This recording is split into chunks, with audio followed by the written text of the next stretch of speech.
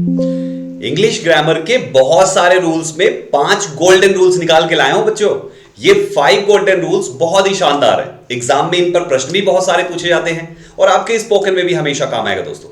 ये रूल्स ऐसे हैं जो आपके CGL, CHSL, CPO, MTS, even SSC नहीं बल्कि बैंकिंग के एग्जाम्स में भी ऑलरेडी पूछे जा चुके हैं। चुन चुनकर वहां से निकाले गए ये रूल्स आज आपके साथ इस वीडियो में शेयर करने वाला हूं। तो आइए फटाफट शुरुआत करते हैं। रूल नंबर 1 जो कि बहुत ही शानदार है। देखिए आपने पढ़ा होगा वर्ब चैप्टर में एक पॉइंट होता है, एक टॉपिक होता है जिसको हम इन्फिनिटिव कहते हैं, है ना। सो इन्फिनिटिव का कॉन्सेप्ट है कि use infinitive without to after these words, these phrases. इन फ्रेजेस के बाद आपको इन्फिनिटिव विदाउट टू यूज करना है। अब ये क्या होता है, सबसे पहले इन्फिनिटिव जान लेते हैं।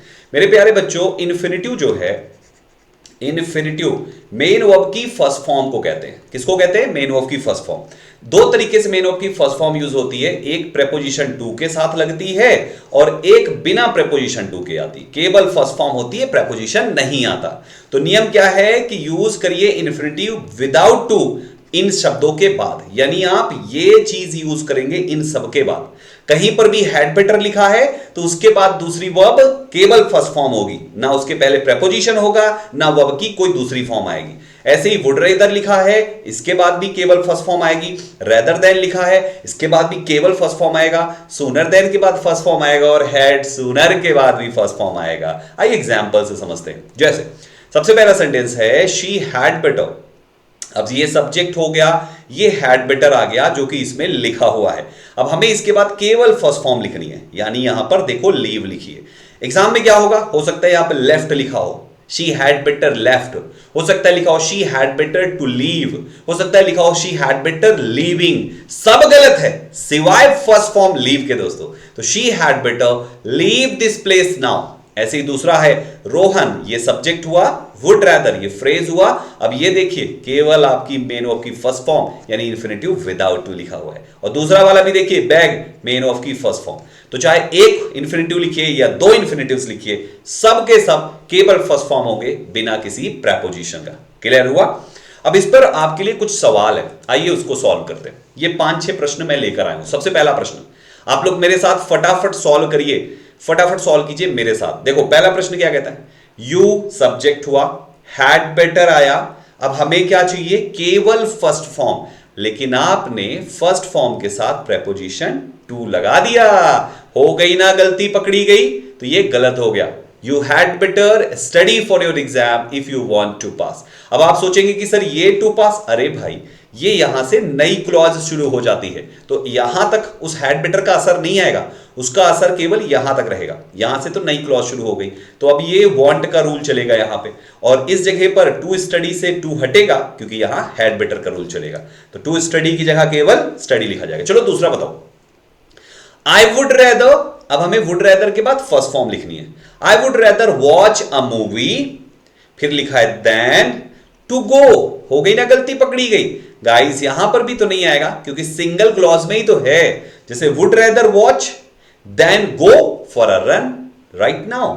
सो माय डियर स्टूडेंट्स, यहां से गो के पहले से भी टू हटेगा। चलो तीसरा बताओ, she prefers to read a book rather than playing video games. अब आप देखो हमारा रैदर देन कहां लिखा हुआ है, ये ना। सो रैदर देन के बाद वाला, पहले से लेना देना नहीं है, बाद वाला आईएनजी में कहां से आ गया बबुआ, ये तो फर्स्ट फॉर्म होना चाहिए, इसलिए प्लेइंग की जगह प्ले आएगा। चलो चौथे का आप जवाब दो 5 सेकंड में। Time's up. I would finish my course sooner than facing my moms. Wow, मिल गई ये रन यहां पे लिखा हुआ है सूनर देन, और सूनर देन के बाद आईएनजी फॉर्म नहीं बल्कि फर्स्ट फॉर्म लिखा जाएगा। फेसिंग की जगह फेस आएगा, FACE फेस। चलो 5वें का जवाब दो, he had sooner apologized than letting the misunderstanding continue। yes, बिल्कुल सही। यहां पे आया ना had sooner, तो आप यहां पर जो लेटिंग लिख रहे हैं ये गलत है, ये तो केवल फर्स्ट फॉर्म होना चाहिए क्योंकि सिंगल क्लॉज का ही हिस्सा है ना। अच्छा एक इंटरेस्टिंग बात देखिए, जहां पर बेटर है, रेदर है, सूनर है, ये सारे शब्द कंपैरेटिव जैसे हैं, इसलिए इनके साथ कंजंक्शन देन लग रहा है, लेकिन है तो सिंगल क्लॉज का ही हिस्सा, इसलिए पूरा आगे तक आप चेक करेंगे। कहीं भी अगर फर्स्ट के अलावा कोई फॉर्म आती है तो सब जगह पे एरर है। Got it? तो आई थिंक ये वाला रूल आपको याद रहेगा। गोल्डन रूल नंबर 2 मेरे प्यारे भाइयों, 2 नंबर कहता है use gerund after appreciate, avoid, admit, detest, deny, dislike, forgive, postpone, consider, excuse. यानी कि इन वर्ड्स के बाद आपको जीरेंड यूज करना है। ये जो लिखी हुई हैं ये वर्ब्स हैं, ठीक है? आप इनको सेंटेंस में लिखोगे, जैसे कोई आप एक सब्जेक्ट लिखोगे फिर ये वर्ब लिखोगे, राइट एवरीबॉडी? इस वर्ब के बाद दूसरी जो वर्ब लिखोगे वो वाली वर्ब आपकी जीरेंड की फॉर्म में होगी, यानी कि आईएनजी की फॉर्म में होगी। Got it? आज जो एग्जांपल से समझते, बड़े शानदार रूल्स हैं यार। माई बॉस डिसलाइक्स, यहां पर आपने देखा माई बॉस आपका इस जगह का सब्जेक्ट है दोस्तों। ये देखिए डिसलाइक्स, आप देखो इसमें कहीं लिखा होगा, ये लिखा है ना। अब डिसलाइक के बाद लगने वाली वर्ब आपकी, अब आपके एग्जाम में क्या होगा? My boss dislikes to come here. अगर यहां पर लिखा हुआ है टू कम हेयर तो ये साफ साफ गलत हो जाएगा। Please excuse me coming late, excuse के बाद कमिंग ही होना चाहिए, जीरेंड फॉर्म। अगर लिखा होता है please excuse me to come late तो वो गलत हो जाएगा। तो इस तरीके से इन वर्ब्स के बाद जो दूसरी वर्ब आएगी वो आईएनजी की फॉर्म में आएगी। आइए कुछ और एग्जांपल्स करते हैं। I appreciate your help me with this project. क्या एरर है इसमें? सिंपल है, देखो ये क्या लिखा हुआ है, एप्रिशिएट योर हेल्प। आपको ये फॉर्मूले से भी आप देख सकते हैं, योर आपका पजेसिव एडजेक्टिव है जो हमेशा नाउन से पहले आता है। जैसे your brother, your father, your copy, your institute, your college, your university, your bottle, your bag, सब नाउन है। लेकिन ये हेल्प तो फर्स्ट फॉर्म हो गया। तो इसका नाउन फॉर्म जो हमारा जीरेंड होता है ना बच्चों, मेन वर्ब की आईएनजी फॉर्म जो जीरेंड जब बन के काम करती है तो ये एक्चुअली नाउन होता है, जिसको हम आपको प्राइम फाउंडेशन में पूरा पढ़ाएंगे। सो यहां पर लिखा हुआ है I appreciate your helping me with this project, यानी मिस्टेक यहां पर हेल्प हटाकर हेल्पिंग करना होगा। चलो दूसरा सेंटेंस बताओ, avoid to make loud noises in the library. क्या एरर है इसमें? क्या एरर है? पढ़ने में सही लग रहा है ना, लेकिन रूल क्या कहता है कि अवॉइड के बाद जीरेंड आएगा। आपने तो इन्फिनिटिव लगा दिया, तो टू मेक हटा के मेकिंग करना है यहां पे। चलो तीसरा सवाल, she admitted to steal the cookies from the jar. क्या होना चाहिए एरर? सेम, एडमिट के बाद भी जीरेंड आता है, टू स्टील हटा के स्टीलिंग लिखा जाएगा। चौथा सवाल, I detest in waiting in long lines at the grocery store. Detest का मतलब हेट करना होता है, नफरत करना, यानी मुझे नहीं पसंद है ग्रोसरी स्टोर के बाहर लंबी लाइन में खड़े होकर इंतजार करना। डिटेस्ट के डायरेक्ट बाद जीरेंड लिखना है, प्रेपोजिशन नहीं लगाने भाई। I detest waiting in the long line, है ना? तो वेटिंग, इन वेटिंग की जगह पे केवल वेटिंग लिखा जाएगा। पांचवा सवाल, he denied cheat on the test। पकड़ेंगे एरर ना, डिनाइड के बाद आईएनजी फॉर्म चाहिए, चीट नहीं, चीटिंग आएगा यहां पे। Got it? तो rule number 2, golden rule number 2 आपको आई थिंक क्लियर हो चुका है। गोल्डन रूल नंबर 3 बहुत इंटरेस्टिंग है, use reflexive pronoun with enjoy, pride, absent, present, introduce, busy, avail, address, cheat, prostrate, apply, resign, in the absence of object. इन सारी verbs के बाद यहां से यहां तक जब ऑब्जेक्ट ना हो, जैसे आप देखो सेंटेंस में सब्जेक्ट होता है, फिर एक वर्ब होती है जो ये होंगी, इनमें से कोई भी वर्ब होगी, और फिर इनके बाद अगर ये ऑब्जेक्ट नहीं है तो सब्जेक्ट के हिसाब से रिफ्लेक्सिव प्रोनाउन लगा दीजिए। अब ये रिफ्लेक्सिव प्रोनाउन क्या होता है दोस्तों? रिफ्लेक्सिव प्रोनाउन क्या होता है इसको समझिए। जितने भी सेल्फ और सेल्फ्स वाले प्रोनाउंस होते हैं ना, उनको ही हम रिफ्लेक्सिव प्रोनाउन कहते हैं। जैसे कि माई सेल्फ, योर के साथ दोनों आता है, योर सेल्फ या योर सेल्फ्स दोनों होता है, ठीक है? प्लूरल वाला सेल्फ्स हो जाता है, सिंगुलर वाला सेल्फ हो जाता है। वैसे ही आपका ये himself, herself, itself, oneself, ourselves, ये प्लूरल है ना तो सेल्फ्स लगेगा। हो गए सारे के सारे, एक और बच जाता है, देम सेल्फ्स। इतने होते हैं, है ना? कुल गिनिए तो 8 होंगे दोस्तों, 8 और योर के 2 होते हैं तो 9 हो जाएगा, ठीक है? तो आपके ये टोटल रिफ्लेक्सिव प्रोनाउंस होते हैं। सब्जेक्ट के हिसाब से लगाना है। जैसे आपका माई सेल्फ है तो माई किससे बनता है? आई से, तो आई होगा तो माई सेल्फ लगा देना। योर सेल्फ है तो योर बनता किससे, यू से, तो यू होगा तो योर सेल्फ लगा देना। ऐसे ही जिनका जो सब्जेक्टिव है वो उसके साथ लगाइएगा। आइए एग्जाम्पल से समझते हैं। पहला सवाल, Rohan prides himself on the result of his son. Rohan को अपने बेटे के रिजल्ट पे गर्व हुआ।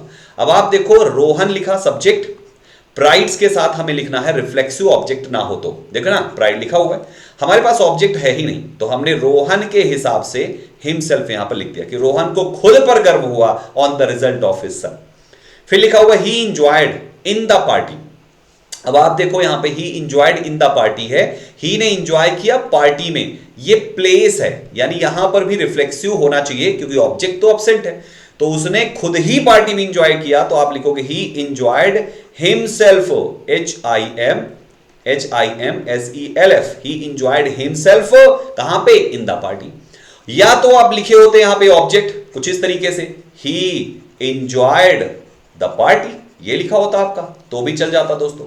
तो इस तरीके से हमेशा इस चीज को ध्यान रखें, ठीक है। इस पर कुछ क्वेश्चंस आपके लिए लेकर आया हूं। चलिए, ये 5 सवाल आपके सामने, मजा ही आ जाएगा। I enjoy my when I have free time. जब मेरे पास खाली समय होता है तो मैं खुद ही मौज मस्ती करता हूं। क्या ये लाइन सही है? आई इंजॉय माई नहीं, आई इंजॉय माई नहीं, आई इंजॉय माई सेल्फ होना चाहिए, तो ये हिस्सा गलत है, माई सेल्फ लिखा जाएगा, मैं खुद ही। आपको बताना चाहूंगा, रिफ्लेक्सिव प्रोनाउन जिनमें सेल्फ या सेल्फ्स होते हैं वो उनकी मीनिंग होती है जो वर्ड के लिए आ रहा है वो वर्ड का खुद। जैसे माई सेल्फ मेरा खुद, यानी मैंने खुद ही, योर सेल्फ तुमने खुद ही, हिम सेल्फ उसने खुद ही, देम सेल्फ्स उन्होंने खुद ही, आर सेल्फ्स हम सब ने खुद ही। Got it? ये होता है। तो मैंने खुद ही इंजॉय किया जब, या इंजॉय करता हूं जब हम फ्री रहते हैं। अगला सवाल, they are present at the meeting and are enjoying themself. क्या एरर है इसमें? सोचिए क्या होगी। लॉजिक इज वेरी सिंपल मेरे भाइयों, आप सबको साफ साफ दिख रहा है कि देम जो होता है वो प्लूरल होता है, और जो प्लूरल होगा उसके साथ प्लूरल वाला जुड़ेगा, SELVES, देम सेल्फ्स होना चाहिए, ठीक है। तो सेल्फ हटा के सेल्फ्स लगाइए। तीसरा सवाल, before speaking let me introduce mine. क्या एरर है इसमें? बड़ी सिंपल सी एरर है भाई, बोलने से पहले मुझे खुद को इंट्रोड्यूस करने दो। खुद को, वो खुद की इंग्लिश माइन थोड़ी ना होती है, खुद की इंग्लिश होती है माई सेल्फ। तो मिस्टेक आपके यहां पे हो गया। अगला सवाल है, despite being busy he still finds time for his self. बच्चों, हिज सेल्फ नहीं होता, हिम सेल्फ होता है, थर्ड पर्सन के ऑब्जेक्टिव के साथ लगता है, तो इसको हिम और सेल्फ कर दीजिए, ठीक है। पांचवा सवाल, they cheated themselves by not studying for the exam. अभी अभी बताया थर्ड पर्सन के ऑब्जेक्टिव, तो दे सेल्व्स क्यों लिखा? ये तो देम होना चाहिए ना, फिर सेल्व्स लगाइए, SELVES, ठीक है, देम सेल्व्स। चलो, तो ये भी रूल नंबर 3 कंप्लीट हुआ। गोल्डन रूल नंबर 4, ध्यान से सुनिएगा। If two subjects are connected with, किन किन शब्दों से, यानी किसी सेंटेंस में मान लीजिए आपने 2 सब्जेक्ट्स को कनेक्ट किया है, बीच में जो शब्द लिखे हुए हैं वो या तो विद है, या टुगेदर विद है, या अलोंग विद है, या इन एडिशन टू है, एंड नॉट है, बट है, बिसाइड्स है, डोमिनेटेड बाय है, इनमें से कुछ भी है, तो आपको जो वर्ब लगानी है वो फर्स्ट वाले के हिसाब से लगानी है। जब आप इधर से लिखना शुरू करते हो तो सबसे पहले जो लिखोगे वही तो आपका फर्स्ट सब्जेक्ट होगा, है ना। आप वर्ब हमेशा इसके हिसाब से लगाएंगे, जो इनके बाद लिखा है उसके हिसाब से कभी नहीं। Got it? एग्जांपल से समझते हैं। जैसे लिखा हुआ है, the teacher and not his students is coming here. अब आपने एंड नॉट से जोड़ा, अगर केवल एंड से जुड़ा होता तो प्लूरल हो जाता, लेकिन आपने एंड नॉट से जोड़ा है, जो कि यहां पे देखो लिखा भी है एंड नॉट, तो जो एंड नॉट से पहले है वही सब्जेक्ट माना जाएगा। एंड नॉट से पहले है द टीचर, जो कि सिंगुलर है, इसलिए वर्ब आपकी यहां पे सिंगुलर ही होगी, और वो लगी भी है। पहला सेंटेंस करेक्ट। दूसरा सेंटेंस देखिए, रिया अलोंग विद हर मदर। अब आप अलोंग विद से जोड़ रहे हो तो उसके पहले वाले को सब्जेक्ट मानिए। कौन है? रिया। रिया आपकी सब्जेक्ट हो गई, जिसके हिसाब से वर्ब लगानी है, और रिया के सिंगुलर होने पर वर्ब को भी सिंगुलर होना चाहिए, जो कि ऑलरेडी है, यानी is going to the market, already is लगी। आर लिखा होता तो गलत होता, ठीक। अब इस पर कुछ क्वेश्चंस आपके लिए ये रहे दोस्तों। चलिए, फटाफट ये 6 प्रश्न हैं, सब के सब उन्हीं कॉन्सेप्ट्स पर बने हुए हैं। आइए सॉल्व करते हैं। जैसे सबसे पहला सेंटेंस है द कैट, जिसको डॉग के साथ आपने along with से जोड़ा। अब along with से सब्जेक्ट्स कनेक्ट हुए तो सब्जेक्ट 1 आपका वर्ब आएगा इसके हिसाब से। अब सब्जेक्ट 1 हमारा कैट सिंगुलर है तो चेज नहीं बल्कि चेजेस होना चाहिए। The cat along with the dog क्या करती हैं? चेजेस इट्स टेल, अपनी टेल को चेज करती हैं, पीछा करती हैं, तो चेजेस कर दीजिए। क्योंकि सब्जेक्ट सिंगुलर है तो मेन वर्ब में जब हम एस या ईएस जोड़ते हैं तब वो सिंगुलर होता है, और जब हम मेन वर्ब की केवल फर्स्ट फॉर्म लिखते हैं तो वो हमारा प्लूरल होता है। ठीक है, दूसरा सवाल देखिए, Sarah together with her friends are going to the movie. भाइयों आप ध्यान से देखिए तो सराह को उसके फ्रेंड्स के साथ टुगेदर विद से जोड़ा गया है, जिसमें विद एक प्रेपोजिशन है तो इसके पहले वाले को सब्जेक्ट माना जाएगा। अब सराह तो सिंगुलर है तो सिंगुलर वर्ब आएगी, आर की जगह पे इज लगा दीजिए। Got it? चलो तीसरा सवाल देखते हैं। Pizza in addition to burgers. अब हमें बर्गर्स से कोई लेना देना नहीं, सब्जेक्ट आपका पिज्जा हुआ जिसके लिए सिंगुलर वर्ब आएगी, तो यहां पर भी आर हटके इज लग जाएगा। दोस्तों क्लियर हो रहा है? फोर्थ पे आ जाइए, the book as well as the pen belong to John. सही है सेंटेंस? नहीं, क्यों? क्योंकि एज वेल एज के पहले द बुक है जो कि सिंगुलर है, तो बिलोंग की जगह पे बिलोंग्स लिखा जाएगा। मेन वर्ब की एस फॉर्म देखिए ना, सिंगुलर बनाइए। पांचवा सवाल, the team besides it's captain celebrate the victory. Same concept, the team singular है तभी तो यहां पर आपने उसके लिए इट्स लिखा हुआ है। अगर प्लूरल होता तो देयर नहीं लिखते। देखिए यहां पर इट्स लिखा हुआ है, इसका मतलब टीम के लिए ये इट्स सिंगुलर है, तो आप सेलिब्रेट्स लिखेंगे यहां पर, सेलिब्रेट की जगह पर। छठा सवाल, mathematics dominated by calculus require practice. आपको अच्छे से पता है कि कोई भी ऐसा सब्जेक्ट जिसके लास्ट में ICS आता है, mathematics, politics, statics, civics, dynamics, physics, ये सब के सब सिंगुलर होते हैं, तो सिंगुलर वर्ब भी लगनी चाहिए, इसलिए ये रिक्वायर्स हो जाएगा दोस्तों, रिक्वायर की जगह पे। क्लियर हुआ? Golden rule number 4। चलो गोल्डन रूल नंबर 5, बहुत ही शानदार रूल है ये वाला। यूज ऑर्डर कौन सा? 1 2 3 फॉर पजेसिव एडजेक्टिव्स। मैं आपको जब फाउंडेशन बैच में आप मेरे प्रोनाउन पढ़ रहे होंगे तो ये पॉइंट वहां पे आएगा। पजेसिव एडजेक्टिव्स क्या होते हैं दोस्तों? कुल 8 होते हैं, उसी टेबल के हैं। माय, आर, ये हमारा होता है फर्स्ट पर्सन का। योर, ये हमारा होता है सेकंड पर्सन का। और कौन कौन सा? हिज, हर, इट्स, देयर और वंस, एपोस्ट्रॉफी लगा देना, ये होता है हमारे सबके सब थर्ड पर्सन के। रूल कहता है कि अगर कभी भी सेंटेंस का सब्जेक्ट फर्स्ट सेकंड थर्ड तीनों पर्सन, जैसे माय आई से बना हुआ है, आर वी से बना हुआ है ना, योर यू से बना है, हिज ही से है, हर शी से है, इट्स इट से है, देयर दे से है, और वंस आपका वन से बना हुआ है। अगर सेंटेंस का सब्जेक्ट इनमें से एक से ज्यादा में से कोई पूछ ले तो मेरे प्यारे भाइयों बहनों, आप हमेशा 1 2 3 के ऑर्डर में प्लूरल वाला लगाइएगा। ये नियम याद रखिए बस, 1 2 3 के ऑर्डर में प्लूरल वाला। तो प्लूरल वाले कौन से हैं? 1 में प्लूरल कौन सा है? OUR, क्योंकि माय तो सिंगुलर है। सेकंड में प्लूरल कौन सा है? एक है ही है, क्या प्लूरल क्या सिंगुलर। थर्ड में प्लूरल देयर है। तो आप 1 2 3 के ऑर्डर में लगाएंगे और इनमें से लगाएंगे। आइए समझाते हैं और डिटेल में। जैसे यहां पर इसको समझने से पहले मैं आपको और कुछ समझाना चाहूंगा, थोड़े से और आसान भाषा में। जैसे अगर मैं बोलूं कि मैं अपना काम कर रहा हूं तो क्या लिखेंगे आप? I am doing my work, ये आप लिखेंगे, मैं अपना काम कर रहा हूं। यहां पर माई ही क्यों लिखा? क्योंकि सब्जेक्ट में आपने आई लिख रखा है। ठीक है, अगर सब्जेक्ट में मैं ही लिख दूं तो सेंटेंस हो जाएगा ही इज डूइंग किसका कार्य? हिज वर्क, क्योंकि आप सब्जेक्ट में ही आ गया है।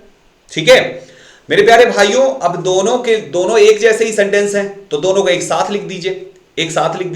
तो आपने लिख दिया ही एंड आई, लिख दिया। 2 लोग हो गए तो प्लूरल वर्ब लगा दीजिए, आर डूइंग। अब यहां पे सवाल है कि इस जगह पे क्या आएगा? यही रूल है जो मैं आपको सिखाने वाला हूं। रूल क्या कहता है कि भैया जब कभी भी आप सेंटेंस में सब्जेक्ट के रूप में अलग अलग पर्सन से लिख दें। जैसे ही देखो किसमें से आएगा, इस वाले में से आएगा, ये कौन सा है, थर्ड पर्सन। आय किस वाले में से आएगा, ये फर्स्ट वाला आएगा, क्योंकि आय का माय यहां पर लिखा हुआ है ना दोस्तों। तो कहते हैं कि भैया सब्जेक्ट कुछ भी हो, लेकिन आप जो है हमेशा, जैसे ये आपका फर्स्ट पर्सन हुआ, ये आपका थर्ड पर्सन हुआ, आप भले यहां पर कुछ भी आगे पीछे लिख रहे हो, लेकिन पजेसिव एडजेक्टिव जो यहां लिखेंगे उसका ऑर्डर 1 2 3 होगा। मतलब आप देखिए यहां पर 3 दिया हुआ है और 1 दिया हुआ है, तो हमें इधर से शुरू करेंगे तो सबसे पहले 1 टकराएगा कि 3 टकराएगा, 1 ना, तो 1 वाले का प्लूरल लिखा जाएगा। देखिए यहां पर है OUR। बात समझ पा रहे हैं? ऐसे ही देखिए यहां पर क्या लिखा हुआ है, बाकी एग्जाम्पल समझ लीजिए।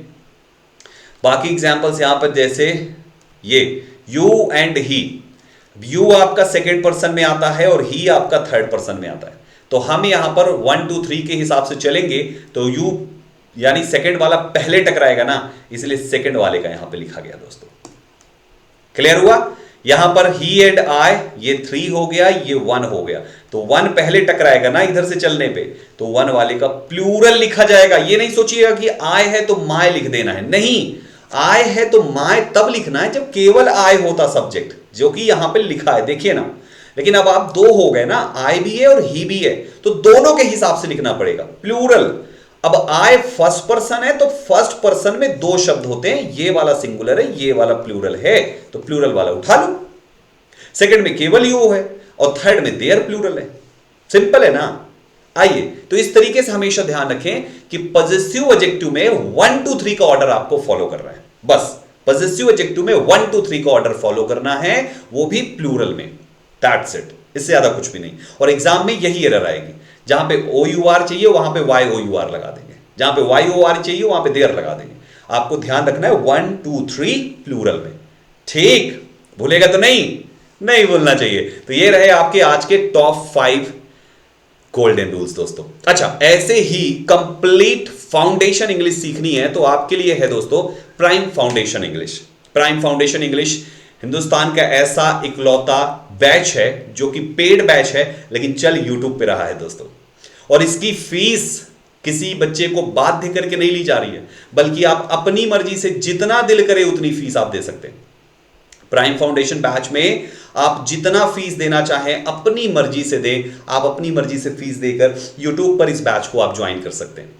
और इंटरेस्टिंग बात सुनिए, ये फीस अपनी मर्जी से आप अगर अफोर्ड कर पाते हैं कुछ तो दे दीजिए, जितना आपका दिल करे, जितना वो आप अपनी इच्छा से। और अगर आप अफोर्ड नहीं कर पाते तो यूट्यूब पे है भाई, आप फ्री में भी पढ़ सकते हैं, खुद भी पढ़िए और दूसरों के पास शेयर करके उनको भी बोलिए प्राइम फाउंडेशन है। 1000 2000 4000 रुपए फीस पे आप कंप्लीट फाउंडेशन बैच अटेंड करते हैं। मुखर्जी नगर में लोग 10 20 20 हजार भी पे कर देते हैं, लेकिन यहां पर मेरे प्यारे बच्चों आप सभी लोगों को ये बैच आपके बजट में मिल रहा है, जितना चाहें उतना पे करके आप यूट्यूब पे अटेंड कर सकते हैं, ठीक है? और आपको लगता है कि नहीं अभी नहीं, कुछ दिन बाद पे कर लीजिएगा, लेकिन अटेंड करिए, सिलेक्शन जरूर होगा। इस पर्टिकुलर बैच को करने वाला बच्चा इंग्लिश में इतना कॉन्फिडेंट होगा, वो खुद बताएगा महीने भर के बाद दोस्तों। 2 क्लासेस हो चुकी है, अगर आप पहली बार मुझसे जुड़ रहे हैं तो मेरे बच्चे आप उन दोनों क्लासेस से डेमो ले लीजिए कि आखिर मैं कैसे पढ़ाता हूं।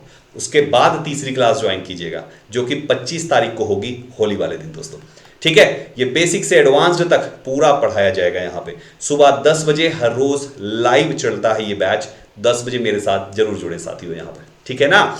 आप फीस पे कैसे कर सकते हैं, मैंने ये कुछ चीजें लिखी है, जरूर पढ़ लीजिएगा दोस्तों।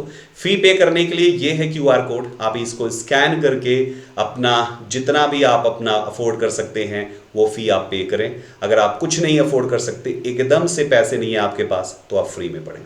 यूट्यूब पे इसीलिए हमने शुरू किया है ताकि लाखों बच्चों की हेल्प हो सके दोस्तों। आज देश में ऐसे लाखों बच्चे हैं जो पेड बैच अफोर्ड नहीं कर सकते, जिसकी वजह से उनकी प्रिपरेशन आधी अधूरी रह जाती है। ये बैच यहां पर लेकर आया गया है ताकि मैंने इसके कुछ इसलिए इस चीज को बोल रहा हूं कि अपने मर्जी से आप पे करें, ताकि मेरा भी कुछ छोटा मोटा खर्चा घर परिवार का चलता रहे और वो बच्चा पढ़ सके जो बच्चा एक्चुअल में अफोर्ड नहीं कर पाता है। और फीस उन बच्चों के लिए पे करना जिनके पास पैसे हैं, मम्मी पापा के पास पैसे हैं, उनके लिए 1000 2000 की फीस देना कोई बड़ी चीज़ नहीं है। लेकिन जिनके पेरेंट्स की कमाई ही 1000 2000 है, उनके लिए 200 देना भी बहुत बड़ी चीज़ होती है दोस्तों। तो ये एक इनिशिएटिव, एक शुरुआत है, आप सभी सपोर्ट करिए तो इसको पूरे हिंदुस्तान तक पहुंचाते हैं दोस्तों। ठीक है, कभी भी इस क्लास को देखें, आप लाइव देखें या ये सेशन जब एंड हो जाए आप रिकॉर्डेड भी देखें ना, तब भी आप अफोर्ड कर सकें तो फीस जरूर पे करें। इससे मुझे सपोर्ट मिलेगा और साथ ही साथ उन बच्चों को भी सपोर्ट मिलेगा जो बच्चे बिल्कुल भी फीस नहीं पे कर पाते हैं दोस्तों।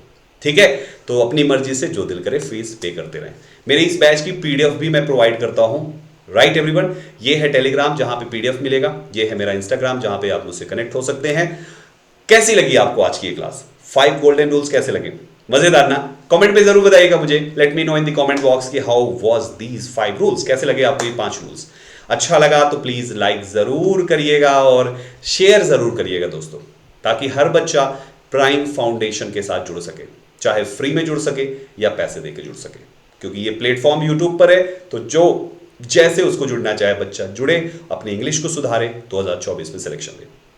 आप चैनल को सब्सक्राइब जरूर कीजिएगा ताकि मेरी क्लासेस की नोटिफिकेशंस आप सभी तक पहुंचती रहे दोस्तों। चैनल सब्सक्राइब रहेगा तो कभी भूलेगा नहीं आपको, सुबह 10 बजे प्राइम फाउंडेशन। ठीक है, खुद सब्सक्राइब करें, बेल आइकन दबाएं, दूसरों के पास भी शेयर करके उनसे भी सब्सक्राइब करवाएं और शेयर करवाएं। Thank you very much for joining this session. मिलते हैं अगली क्लास में। जय हिंद।